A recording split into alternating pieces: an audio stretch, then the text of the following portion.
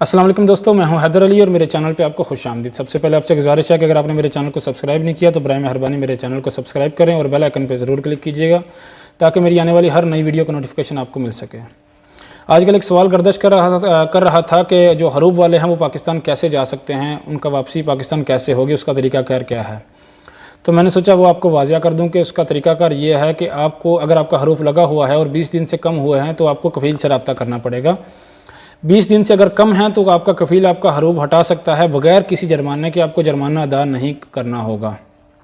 लेकिन अगर 20 दिन से ज़्यादा हो गए हैं तो आपको लेबर कोर्ट से रब्ता करना पड़ेगा और अगर आप लेबर कोर्ट जाते हैं और आपका हरूफ जो है वो गलती से लगा है तो वो हटा दिया जाएगा। अगर साबित होता है वो गलती से लगा है तो वो हटा दिया जाएगा। लेकिन अगर वो गलती से नहीं लगा और वो साबित होता है कि गलती से नहीं लगा तो उसके बाद आपको तरहील के ज़रिए जाना होगा, उसके अलावा आपके पास कोई ऑप्शन नहीं होगा।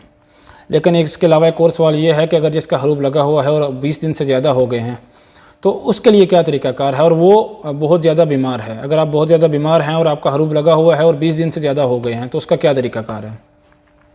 उसका तरीक़ाकार ये होगा कि आपके पास जो हॉस्पिटल के हैं जहाँ आपका इलाज हो रहा है उसके तस्दीक शुदा कागज़ात बाकायदा अटेस्टेड हों और इसके अलावा जो कफ़ील की तरफ से NOC और जो एम्बेसी की जानब से जो गुजारिशी खत है आपको वो लेना होगा। इसके बाद आप वतन वापस जा सकते हैं।